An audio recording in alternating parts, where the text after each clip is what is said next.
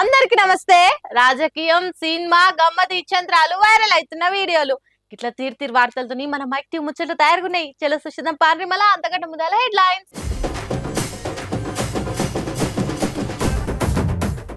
BC బిల్లుకు మద్దతు ఇచ్చిన ప్రతిపక్షాలు, కొర్రీలతో తప్పు పట్టొద్దన్న అధికార పక్షాలు.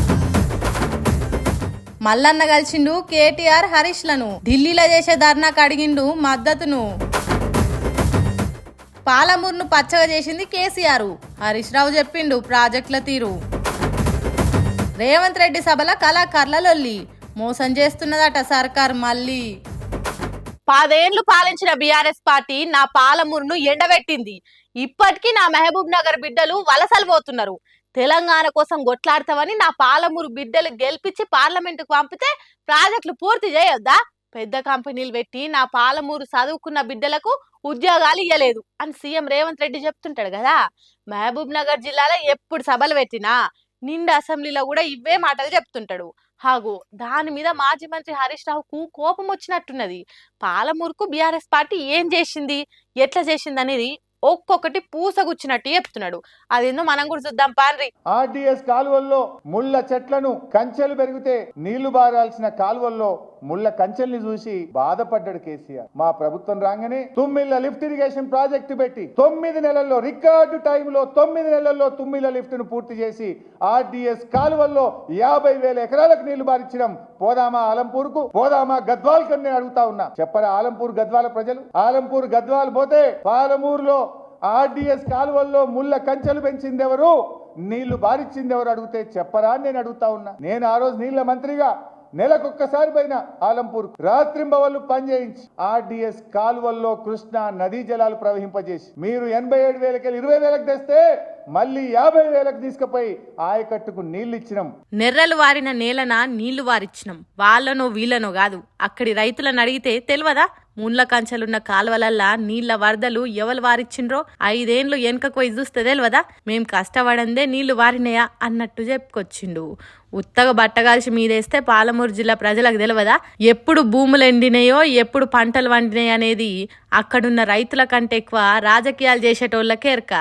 మమ్ములను పాలమూరుకు ఏం చెయ్యలేదంటవా అన్నట్టు మస్తు కోపంగా మాట్లాడిండు హరీష్ రావు. రేవంత్ రెడ్డి ఎంత అవగాహన లేకుండా మాట్లాడతాడంటే పాలమూరు ఎత్తిపోతాలంటే జూరాల్లో పెట్టాలన్నట, మీరు శ్రీశైలంలో పెట్టి తప్పు చేసిండ్రు అని మాట్లాడతాడు. మరి నీకు ఆ సలహాదారుడు ఎవరో, మరి ఆంధ్ర నుంచి వచ్చిన ఆదిత్యనాథ్ దాస్ ఉన్నట్టున్నాడు. నీకు ఆదిత్యనాథ్ దాస్ ను పెట్టుకున్నావు కదా, ఆయన అంతకుమించి ఏం సలహా ఇస్తాడు నీకు? జూరాల మీద ఆ జూరాల బుడ్డంత రిజర్వాయర్, దాని కెపాసిటీ 9 TMCలు. దాంట్లో మహబూబ్ నగర్ మంచినీళ్ళంతా జూరాల మీదనే ఉంటాయి, మంచినీళ్ళకే సరిపోతుంది. ఇప్పటికే జూరాల మీద జూరాల సొంత ఆయకట్టు 1,00,000 ఎకరాలు ఉంటుంది, భీమా ఆయకట్టు 2,00,000 ఎకరాలు ఉంటుంది, నెట్టంపాడు ఆయకట్టు 2,00,000 ఎకరాలు ఉంటుంది, కోయిల్ సాగర్ ఆయకట్టు 50,000 ఎకరాలు ఉంటుంది. అంటే 5,50,000 ఎకరాల ఆయకట్టు ఆల్రెడీ జూరాల మీద ఉన్నది.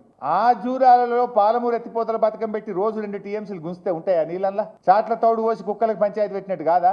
అంటే ఈయన ఉద్దేశం ఏంది? 215 TMCలో ఉన్న శ్రీశైలంని ఆంధ్రాకి అప్పచెప్పాలి, జూరాల్లో మనం కొట్టుకోవాలిగా. అంటే ఆ ఆంధ్ర నుంచి వచ్చిన సలహాదారు చెప్పినట్టు రేవంత్ రెడ్డిని శ్రీశైలం మీద తెలంగాణకున్న హక్కులు లేకుండా చేస్తాడా? ఆంధ్రోళ్ళ ఉచ్చులా రేవంత్ రెడ్డి సిక్కి తెలంగాణను ఆగం చేస్తాడా ఏంది అనే అనుమానాలు కలుగుతున్నాయి అన్నట్టు మాట్లాడిండు. వరద ఉన్నప్పుడు, నీళ్లు ఉన్నప్పుడు గుంజి నింపి పెట్టుకోవాలి, శ్రీశైలం మీద ఆధారపడొద్దని 67 TMCల రిజర్వాయర్లను కట్టిండు పాలమూరు ఎత్తిపోతల పథకంలో. 67 TMC. మీ ముఖానికి 60 ఏండ్ల సమైక్య రాష్ట్ర పాలనలో ఈ కాంగ్రెస్ తెలుగుదేశం వాళ్ళు మొత్తం కృష్ణా నది పరివాహక ప్రాంతంలో ఒక 20 TMCల రిజర్వాయర్ కట్టినరా? మీరు 20 TMCలు కట్టినరా? 3.5 లక్షల ఎకరాలకు నీళ్లు ఇచ్చే కల్వకుర్తిలో 5 TMCల రిజర్వాయర్ కట్టినరా? మాట్లాడిన నోరిప్పినరా? మీరు ఇంకా మాట్లాడతారు. ఇంత చేసినాం అసొంటి మా మీద లేనిపోని అబద్ధాలు ప్రచారం చేస్తారు. 60 ఏండ్లల్లా మీరు చెయ్యరు, 10 ఏండ్లల్లా మేం చేస్తే దాన్ని గుర్తించరు. ఈయనెక్కడ అబద్ధాల సీఎం అన్నట్టు గట్టిగానే అరుచుకున్నాడు. కృష్ణా నది పరివాహక ప్రాంతంలో వరద ఉన్నప్పుడు నింపి పెట్టుకోవడానికి 100 TMCలతో రూపకల్పన చేసిండు. దాదాపు 95% పనులు పూర్తయింది. 95% పూర్తయింది. పూర్తి చేయండి. 100 టీఎంసీలు నింపు. మన 3 నెలలు పోయింది సముద్రంలో కృష్ణా నీళ్లు గుంజి 100 టీఎంసీలు నింపినాం అనుకో సస్యశ్యామలం కదా మన నల్గొండ పాలమూరు. గా పని దూరదృష్టితో కేసీఆర్ చేసి మీరు ఆలోచించిందా ఎప్పుడన్నా? ఇంత చేసినా నోటికొచ్చినట్టు అబద్ధాలు చెప్తే కండ్ల ముందట కనిపిస్తలేదా? ఒక్క 5% మిగిలిన పనులు పూర్తి చేసి ప్రాజెక్టులు నింపే తెలివి లేదు. ఇవాళ వర్లెండుతుంటే రైతులు సర్కార్ను తిడుతుంటే చెవు మీద పేను వారినట్టు చేసుకుంటా మీరు మమ్ములని అంటారా? ఇట్లా నీళ్ల ప్రాజెక్టుల మీద చాలా ముచ్చట్లే చెప్పిండు. ఇంకోసారి బీఆర్ఎస్ సర్కార్ మహబూబ్ నగర్ జిల్లాకు ఏం చేయలేదంటే మంచిగుండది అన్నట్టు చెప్పిండు హరీష్ రావు. ఒకప్పుడు హోలీ పండుగ అంటే మోదుగ పూలు తెంపుకొని వచ్చి రంగు చేసుకొని వరుసైనోళ్ళ మీద జల్లుకొని సంబరపడేది అని మా నాయనమ్మ చెప్పింది. కానీ ఇప్పుడు ఏదో అడ్డమైన రంగులు రుద్దుకునుడు, కోడిగుడ్లు కొట్టుకునుడు, షిషిషి ఆగం వాయి వరుసలు మర్చి ఎవ్వరు పడతాళ్ళు రంగులు జల్లుకుంటున్నారు. ఇగో గిక్కడో ఎదవజుడు ఏ సొంటోలతో హోలీ ఆడిండో. గురువు అంటే తండ్రి తర్వాత తండ్రి అసొంటోడు. అసొంటికి పంతులుగాడు ఏం చేస్తున్నాడో చూడుండ్రి. ఆడపిల్లలతోని హోలీ ఆడుతున్నాడు. సరే, పండుగ సంబరంలో ఏదన్నా రంగులు పూసుకునుడో శుభాకాంక్షలు చెప్పుకునుడో చేస్తే ఓకే గాని వీని బల్పు చేష్టలు చూడుండ్రి ఎట్లున్నాయో. చూడొచ్చు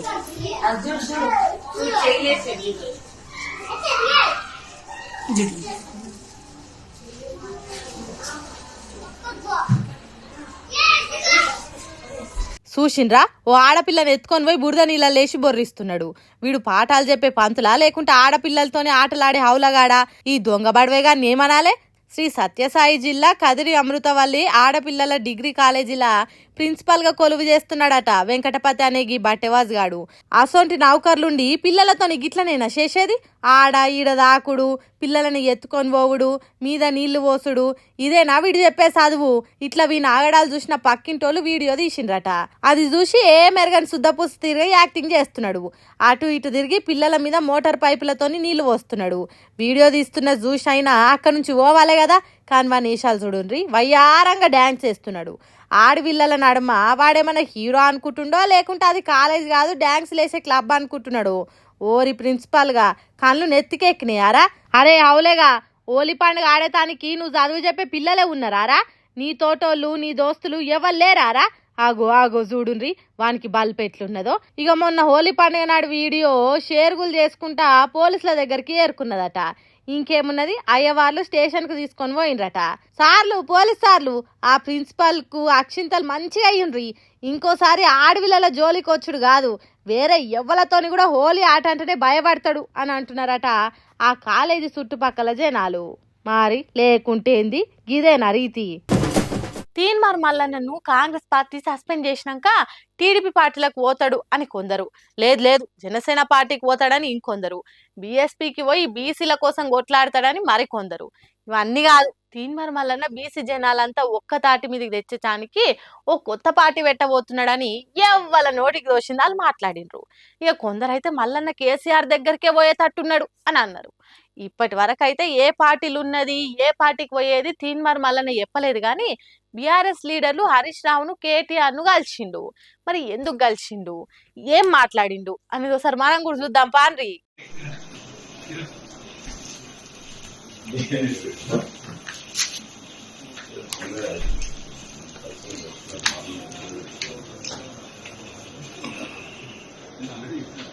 అబ్బా, తీన్మార్ మల్లన్న అంటే మల్లన్ననే పోండ్రి. పొద్దున లేస్తే ఆయన యూట్యూబ్ ఛానల్లా బీఆర్ఎస్ పార్టీని కేటీఆర్ హరీష్ రావులని తిట్టిన తీన్మార్ మల్లన్న చూడుండ్రి. వాళ్ళకి ఎదురుగానే కూర్చొని ఎట్లా మాట్లాడుతున్నాడో. వాళ్ళు కూడా పాత పగలు కోపతాపాలు ఏం మనసులో పెట్టుకోకుండానే మల్లన్న చెప్పే ముచ్చట్ను మంచిగా వింటున్నారు. మల్లన్న ఇచ్చిన కాగితాన్ని పట్టుకొని కారబొందు తినుకుంటా మల్లన్న మాటలు ఆలకించుతున్నారు. తర్వాత ఏదో కాగితం వాళ్ళకి ఇచ్చినట్టు ఫోటోకి పోజులు ఇచ్చి చేతిలో చేసి షేక్ హ్యాండ్ ఇచ్చి వెళ్ళిపోయిండు. దీన్ని చూస్తుంటే మల్లన్న ముందు బీఆర్ఎస్ పార్టీలో చేరిపోతాడా ఏంది? ఈ నడమ అంటే కేసీఆర్ చేయించిన సర్వేనే మంచిగా ఉన్నది అంటున్నాడు. కాంగ్రెస్ పార్టీ బీసీలను ఆగం చేస్తున్నదని చెప్తున్నాడు. ఇక ఇప్పుడేమో కేటీఆర్ కు హరీష్ రావుకు దగ్గర అవుతున్నట్టు అనిపిస్తున్నది. కోపు చూస్తుంటే బీఆర్ఎస్ పార్టీ కండువా కప్పుకునేటట్టేగా అనిపిస్తున్నది అని అంటున్నారు కొందరు. కానీ అస్సలు ముచ్చట ఏందంటే బీసీలకు 42% రిజర్వేషన్లు ఇవ్వాలని సెంటర్ సర్కార్ చట్టం చేయాలని పోరాటం చేయబోతున్నాడట మల్లన్న. ఇక్కడ కాదు అక్కడ కాదు, ఢిల్లీ గడ్డ మీద నేను చేయబోయే ధర్నాకు మీ పార్టీ కూడా మద్దతు ఇవ్వాలి అని చెప్పడానికి వచ్చి కాల్చిండట. అసెంబ్లీలుండే బీఆర్ఎస్ ఎమ్మెల్యేల ఆఫీసు అదే బీఆర్ఎస్ ఎల్పీకి పోయిందట. అదే ముచ్చట కేటీఆర్ హరీష్ రావులకు చెప్పి ఓ కాగితం కూడా రాసిచ్చిండట. వాళ్ళు కూడా ఓకే ఓకే అన్నట్టు షేక్ హ్యాండిల్ ఇచ్చిండ్రు. మరి మల్లన్న చేసే ధర్నాకు బీఆర్ఎస్ పార్టీలు పోతారా, పోయి ఢిల్లీలో మల్లన్నకు మద్దతు ఇస్తారా అనేది ముందు ముందు చూడాలి. గాని మల్లన్న మాత్రం బీసీలకు న్యాయం చేసేటానికి ఎవరినైనా కలిసి మద్దతు మూట కట్టుకుంటున్నాడు. మరి చూడాలి ఢిల్లీ ధర్నా ఎట్లుండబోతున్నది అనేది. తెలంగాణ రాష్ట్రం కోసం కాళ్లకు గజ్జెగట్టి సంకకు డప్పేసుకొని ఆటలాడి పాటలు పాడిన కళాకారులు ఎంతో మంది ఉన్నారు. అయితే కేసీఆర్ కాలంలో కొంతమందికి సాంస్కృతిక సారథి అనే పేరుతోని ఉద్యోగాలు ఇచ్చిండ్రు. అయితే కడమ కళాకారులు మాత్రం ఖాళీగానే ఉండి మాకు కూడా నౌకర్లు ఇచ్చి ఆదుకోవాలి అని బాగానే పోరాటాలు చేసిండ్రు. కాంగ్రెస్ సర్కారు వస్తేనన్నా ఉద్యోగాలు వస్తాయని ఆశపడ్డారు. కానీ ఇప్పుడు చూడండి ఎట్లున్నదో వాళ్ళ పరిస్థితి.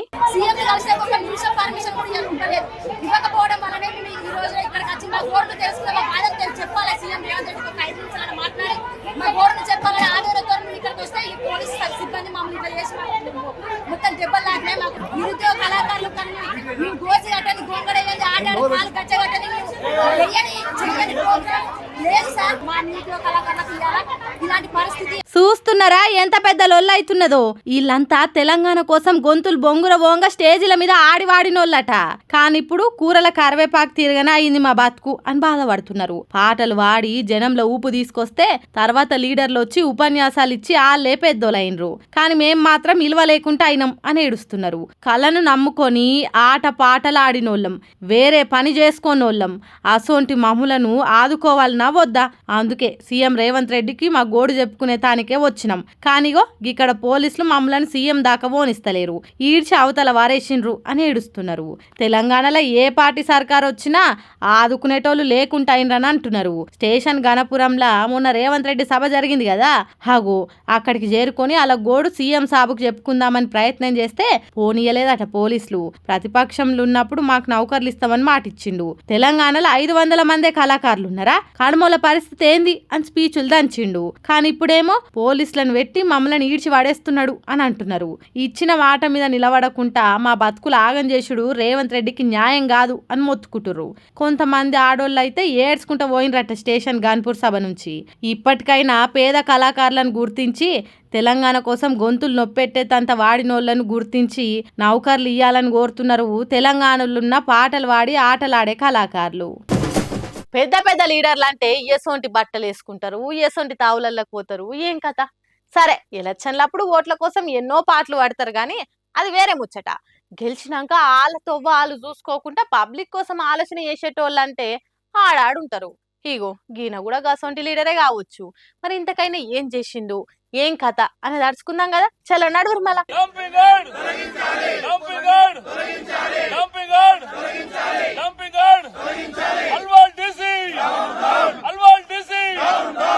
అగ్గో గుర్తుపట్టిరా ఎవలో పెద్ద మనిషి? బీఆర్ఎస్ ఎమ్మెల్యే మర్రి రాజశేఖర్ రెడ్డి. అరే సార్ ఇక్కడ కూర్చున్నాడేంది? మన సొంటోళ్ళకే చెత్త అంటే కంపులేస్తుంది. సార్ తెల్ల బట్టలు వేసుకొని నిత్య కార్లల్లో మంచి మంచి జాగాలలో తిరుగుతాడు. ఊర్లో పొంటున్న చెత్త అంతా గాడనే ఉంది. పోయి గాడ కూర్చున్నాడు. చూస్తుంటే మనకే గజ్జలేస్తుందిలే. సారేమో ఇంకా ముద్దుగా కాలు చాపుకొని మరీ కూర్చున్నాడు. చుట్టూన్నోళ్ళు కూడా చెప్తారా అనుకుంటే వాళ్ళు కూడా సార్కు సోపతి కూర్చున్నారు. వీళ్ళంతా ఎందుకు ఇట్లా కూర్చున్నారనంటే మేడ్చల్ మల్కాజ్గిరి జిల్లా అల్వాల్ మచ్చబుల్లారంలా శ్మశాన వాటికల డంపింగ్ ఎడబెట్టిరట. ఇక చెత్త చేయంగా ఎక్కడ లేని రోగాలు, మన్ను, మశానం అంతా మా పానాలకే తిప్పలైతుంది. మేము ఎన్నిసార్లు మొత్తుకున్నా ఆఫీసర్లు శవున పెడతలేరు సార్ అని మర్రి రాజశేఖర్ రెడ్డి తానికి పోతే వీళ్ళు మంచిగా చెప్తే వినరు అని చుట్టుపడుతోళ్ళందరినీ సోపద్దోలుకొని ఆ చెత్త కుప్పల కూర్చొని దారినాకు దిగిండు. ఆడుండేటోళ్ళు ఇప్పటికే మున్సిపాలిటోళ్లకు మస్తు సార్ల మొరబెట్టుకురట. ఆయన కూడా శవ మీద పెయిన్ వారినట్టే వేసిర్రట.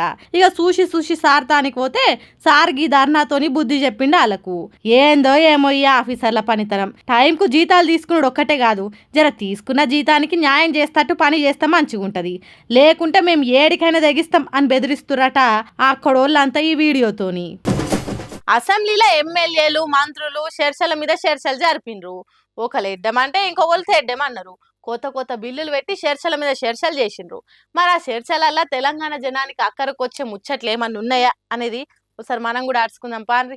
సభ మొదలైన తర్వాత చదువుల ముచ్చట్లు షాన్నే మాట్లాడిండ్రు ఎమ్మెల్యేలు మంత్రులు.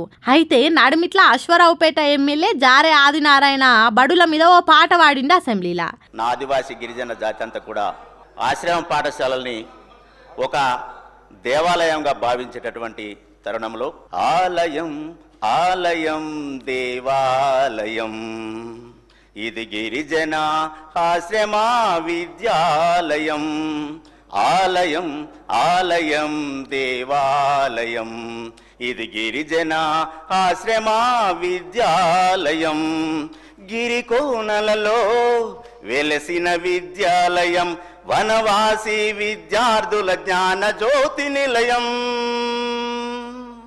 గిరికోనలలో వెలసిన విద్యాలయం వనవాసి విద్యార్థుల జ్ఞాన జ్యోతి నిలయం ఎల్లలు లేని విద్యార్థికి కన్న తల్లి ఎల్లలు లేని విద్యార్థికి కన్న తల్లి కల్లలు ఎరుగని గిరిజన విద్యాలయం కల్లలు ఎరుగని గిరిజన విద్యాలయం ఆలయం ఆలయం దేవాలయం ఇది గిరిజన ఆశ్రమ విద్యాలయం.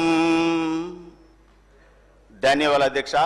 తర్వాత బయటి దేశాలకు పోయి చదువుకునే పిల్లలకు సర్కార్ సాయం చేసుడు గురించి మాజీ మంత్రి గంగుల కమలాకర్ మాట్లాడుకుంటా మొత్తం ఈరోజు తెలంగాణ రాష్ట్రంలో 6,700 మంది బడుగు బలహీన వర్గాల బిడ్డలు ఈ రోజు విదేశాలలో తెలంగాణ ప్రభుత్వం కేసీఆర్ ప్రభుత్వం చదివించింది.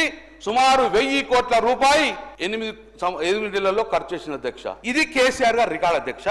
మరి మీరు ప్రభుత్వం వచ్చిన తర్వాత 17 నెలలైంది అధ్యక్ష. 17 నెలల్లో ఇంతవరకు ఏ ఒక్క బీసీ బిడ్డ గిట్ట మీరు విదేశీయానానికి అనుమతి ఇచ్చిండ్రా? సెలక్షన్ అయిందా? ఇంతవరకు సెలక్షన్ కాలేదు అధ్యక్ష. ఇసోంటి ముచ్చట్లు శానా చెప్పే వరకు మంత్రి సీతక్క లేచి చూసుకోలేదు. మరి కమలాకర్ లాగానో ఇంకో పెద్దల లెక్క మేము ప్రైవేట్ స్కూళ్ళ నుంచి వచ్చిన కాదు సార్. మాకు సూటిగా గవర్నమెంట్ స్కూళ్ళలో చదివినాం, గవర్నమెంట్ హాస్టల్స్ వచ్చినాం. సుత్తి లేకుండా సూటిగా మాట్లాడుతాం. తప్పైతే తప్పని ఒప్పుకుంటాం, ఒప్పైతే ఒప్పని మొప్పుకుంటాం. కానీ ఆయన లెక్క మరి ఏ తప్పు మాట్లాడుతుంది ఏం తప్పు మాట్లాడినా నేను చెప్పండి అధ్యక్ష. బ్రేక్ టైంలా సీతక్క స్ప్రైట్ దాగిందో ఏమో సుత్తి లేకుండా సూటిగా మాట్లాడుతున్నదట. ఇలా మాటల నడమ మజ్లిస్ పాటోళ్లకు మైక్ ఇస్తలేరట. అందుకే కోపం వచ్చిందో ఏమో. फिर आप माइक भी नहीं दे रहे सर. अगर ऐसा करना है बोले तो सर ठीक है सर. हम अंडर प्रोटेस्ट कि this government is really failing to conduct the house and stopping the questions, changing the questions, not giving the answers and really killing the democracy and this house sir on the protest of this sir. और इसके एहतजाज में हम समझते हैं कि ठीक है सर हम वॉकआउट करते हैं सर. आप ये जरूर बोलूंगा सर कि ये गांधी भवन नहीं है, ये असेंबली है. असेंबली की तरह चलाइए. गांधी भवन को गांधी भवन की तरह चलाइए. మీ పద్ధతి ఏం మంచిగా లేదు. అసెంబ్లీ తిరగ నడుపుండ్రి, గాంధీ భవన్ తిరగ నడిపితే మేము ఉండం అన్నట్టు కోపంతో వాకౌట్ చేసి అసెంబ్లీ నుంచి వెళ్ళిపోయినరు. తర్వాత బీజేపీ బీఆర్ఎస్ పార్టీలు చాలా మంది మాట్లాడిన తర్వాత బీసీలకు 42% రిజర్వేషన్ల బిల్లును మంత్రి పొన్నం ప్రభాకర్ అసెంబ్లీలో ప్రవేశపెట్టిండు. 2025 తెలంగాణ వెనుకబడిన తరగతుల, షెడ్యూల్ కులాల మరియు షెడ్యూల్ తెగల విద్యా సంస్థల్లో సీట్లు మరియు రాష్ట్ర సర్వీసులలో నియామకాలు లేదా పదవులు రిజర్వేషన్ బిల్లును ప్రవేశపెట్టుటకు అనుమతి కోసం ప్రతిపాదిస్తున్నాను. అధ్యక్ష, 2025 తెలంగాణ వెనుకబడిన తరగతుల గ్రామీణ మరియు పట్టణ స్థానిక సంస్థలలో సీట్ల రిజర్వేషన్ బిల్లును ప్రవేశపెట్టుటకు అనుమతి కోసం ప్రతిపాదిస్తున్నాను. తర్వాత పొట్టి శ్రీరాములు తెలుగు యూనివర్సిటీ పేరు మార్చుడు మీద పొట్టి శ్రీరాములు గారి పేరు మార్చట రైల్వే స్టేషన్ కి పెడతామంటున్నారు కదా అధ్యక్ష. మరి పేరు ఎందుకు మార్చాల్సి వస్తున్నది? ఎందుకు? మరి ఉస్మానియా యూనివర్సిటీ ఉన్నది కదా అధ్యక్ష. కాబట్టి ఉస్మానియా యూనివర్సిటీ పేరు మార్చి సుధాకర్ రెడ్డి గారి పేరు పెట్టుకోవచ్చు. కానీ ఉన్న పొట్టి శ్రీరాములు గారి పేరు తీసేసి ఏదో రైల్వే హబ్కు పెడదాము అని చెప్పడం అది ఎంతవరకు సంబంధించిన అధ్యక్ష? మీరు కావాలంటే ఉస్మానియా యూనివర్సిటీ పేరు మార్చుకొని సురవరం ప్రతాప్ రెడ్డి గారి పేరు పెట్టుకోండి, కానీ మీరు ఇక్కడ ఉన్నటువంటి పొట్టి శ్రీరాములు గారి పేరు మార్చాలని మీరు ఆలోచన చేయడం అది మంచి పద్ధతి కాదు అధ్యక్ష. వారందరూ మా అందరికి కూడా మరి బాధే, కానీ విశాలాంధ్ర పేరు బదులు ప్రజాపక్షం అని పేరు పెట్టుకున్నాం. అలాగే సిపిఎం కు సంబంధించి వాళ్ళకో పత్రిక ఉండేది ప్రజాశక్తి, దాని పేరు నవ తెలంగాణగా మార్చుకోవడం జరిగింది అధ్యక్ష. అందువలన ఇక్కడ మాకు ఇష్టం ఉన్నవి కూడా ఇక్కడ ఉన్న భౌతిక పరిస్థితుల వలన భౌగోళిక పరిస్థితుల వలన తప్పనిసరిగా మార్చుకోవడం జరుగుతుంది తప్పితే ఒకరిపైన ఒకరి ద్వేషం అనేది లేదు. పేర్ల మార్పు మీద వాళ్ళో మాట వీళ్ళో మాట అనుకుంటా బీసీ బిల్లు గురించి చాలాసేపు చర్చలు జరిగినాయి. అయితే బిల్లు తెచ్చుడు కాదు, సెంటర్ సర్కార్ చట్టం తెచ్చేదాకా కొట్లాడాలి అనేది ముఖ్యంగా మాట్లాడినరు. ఒకవేళ భారతీయ జనతా పార్టీ ప్రభుత్వం ఈ 42% రిజర్వేషన్ గిట్ట మీరు తీసుకొని రాకపోతే రాబోయేది కేంద్రంలో కాంగ్రెస్ పార్టీ ప్రభుత్వం రాబోతుంది. రాహుల్ గాంధీ గారి నాయకత్వంలో మేమే సాధించుకుంటామన్న మాట కూడా ఈ సందర్భంగా మీకు తెలియజేస్తూ ఈ రోజు ఈ బిల్లును మేము స్వాగతిస్తున్నాం, ఆహ్వానిస్తున్నాం, సంపూర్ణంగా మద్దతు ప్రకటిస్తున్నాం. కానీ సంతోషపడతలేం. సంతోషపడాలంటే ఇదే బిల్లు నిజంగానే మాకు 42% ఇంప్లిమెంటేషన్ విద్యలో, ఉద్యోగాలలో, రాజకీయాలలో మాకు ఈ పార్లమెంట్ లో బిల్లు పాస్ అయి చట్టసభల్లో ఇంప్లిమెంటేషన్ చేసేటప్పుడు నిజంగా అత్యంత సంతోషపడే వ్యక్తులలో నేను, మా జాతర పక్షాన్ని అందరూ కూడా ఆ రోజు సంపూర్ణంగా సంతోషం వ్యక్తం చేస్తున్నాం. గౌరవ ముఖ్యమంత్రి గారు రేవంత్ రెడ్డి గారు ఇది బాధ్యత వహించాలి, ఈ యొక్క బిల్లును పాస్ చేయించుకోవాలి. అక్కడ రాజ్యసభలో గాని లోకసభలో గాని బీజేపీ పార్టీతో ఒప్పించి ఈ బిల్లు చేసే బాధ్యత కూడా ఈ రోజు గౌరవ ముఖ్యమంత్రి రేవంత్ రెడ్డి గారు ఉన్నది. ఇట్లా చెప్పుకుంటేనే కులగణన సర్వేను తప్పుగా చేసిండ్రు, బీసీల శాతాన్ని తక్కువ చేసిండ్రు అనేది మాట్లాడితే దానికి మంత్రి పొన్నం ప్రభాకర్ చెప్పుకుంటా పూర్తిగా ఎటువంటి అడ్డంకులున్నా అధిగమించడానికి రండి. న్యాయపరంగా మనం అందరం కూడా మీకు సంబంధించి అనేక అంశాల్లో కోరుతా ఉన్నా, దీన్ని మనం సాధించుకోవాల్సిన అవసరం ఉంది. దీనికి ఆటంకాలు పెట్టి పిల్లి శాపనార్థాలు పెట్టి అనేకంగా ఏదో పెద్ద దాని పరంగా రాజకీయ లబ్ధి పొంది అటువంటి ప్రయత్నం చేయకండి. ఇది మరొకసారి నేను విజ్ఞప్తి చేస్తున్నా, వినమ్రపూర్వకంగా విజ్ఞప్తి చేస్తున్నా. సభలో నేను ఇంతకుముందు ప్రత్యక్షంగా కలిసి ఆయా పార్టీల నాయకత్వాన్ని కోరినాం. గౌరవ మా బలహీన వర్గాల శాసనసభ్యులు ఉదయం సమావేశమై ఈ అంశాన్ని తప్పకుండా ఢిల్లీలో అందరినీ కలవాలని కూడా కోరినాం. కాబట్టి దయచేసి నేను గౌరవ శాసనసభ ఉపపక్ష నాయకుడు హరీష్ రావు గారిని కోరుతా ఉన్నా, పార్టీ నిర్ణయానికి సంబంధించి, ఎందుకంటే ఉపసభ ప్రతిపక్ష నాయకులు లేరు కాబట్టి మీరు ఈ డైరెక్షన్ ఇచ్చి ఇందుకు సంబంధించి ఒక మంచి మార్గదర్శకత్వాన్ని, ఇది దేశానికి సంబంధించి ఒక రోల్ మోడల్గా కాబోతున్న ఈ అంశానికి సరి అయినటువంటి ప్రాపర్ సలహా గైడెన్స్ ఇచ్చి అందరం కలిసి ఏ తమిళనాడు ఐక్యతతోటి అన్ని సాధించుకుంటున్నాయో ఇలా తెలంగాణ కూడా స్ఫూర్తిప్రాయంగా రావాలి తప్ప డీవియేషన్ అయిపోయి దానికి సంబంధించి పిల్లి చాపడం పెట్టి దానికి సంబంధించి చేసే ప్రయత్నం వద్దు. లీగల్ గా అన్ని వెట్టింగ్ చేసుకున్నాం, అన్ని రకాలుగా ఎక్కడ ఇబ్బందులు రాకుండా ఉండే విధంగా చర్యలు తీసుకొని ముందుకు పోతున్నాం. సభ తీర్మానం పూర్తిగా రేపు పొద్దున పత్రికల్లో కానీ ఎక్కడైనా దేశం మొత్తం కానీ ఇతర రాజకీయ పార్టీలు కానీ ఇంకో కేంద్రంలో బీజేపీ కూడా సభ తెలంగాణ మొత్తం ముక్త కంఠంతో దీన్ని ఆమోదించి తీసుకొచ్చారంటే ఢిల్లీ కూడా భయపడుతుంది. ఇట్లా బీసీ బిల్లు మీద ఆశ అన్నే మాట్లాడినరు. ఇక మాజీ మంత్రి హరీష్ రావు మాట్లాడుకుంటా, గౌరవనీయులు బీసీ సంక్షేమ శాఖ మంత్రివర్యులు, నా మిత్రుడు, మా జిల్లా శాసనసభ్యులు పొన్నం ప్రభాకర్ గారు ప్రవేశపెట్టినటువంటి ఈ బిల్లుకు బీఆర్ఎస్ పార్టీ సంపూర్ణమైన మద్దతును తెలియజేస్తుంది. ఈ బిల్లును మేము మనస్ఫూర్తిగా స్వాగతిస్తూ ఉన్నాము. అయితే ఈ బిల్లు ఎప్పుడు నిజంగా బీసీ వర్గాలు సంతోషపడతాయంటే, బీసీ వర్గాలకు విద్యా ఉద్యోగాల్లో 42% రిజర్వేషన్ వచ్చినాడు. బీసీ వర్గాలకు స్థానిక సంస్థల్లో పట్టణ మరియు గ్రామీణ ప్రాంతంలో 42% రిజర్వేషన్ ఫలాలు వారికి పూర్తిగా అందినప్పుడు ఆ వర్గాలు చాలా సంతోషపడతాయి. అవి అందాలని కోరుకుంటున్నాం. అవి అందే ప్రక్రియలో రాష్ట్ర శాసనసభ ఏకగ్రీవ తీర్మానం చేయడంతో పాటు రేపు కేంద్రంలో పార్లమెంట్ లో పోరాటానికి కూడా బీఆర్ఎస్ పార్టీ కలిసి వస్తుంది.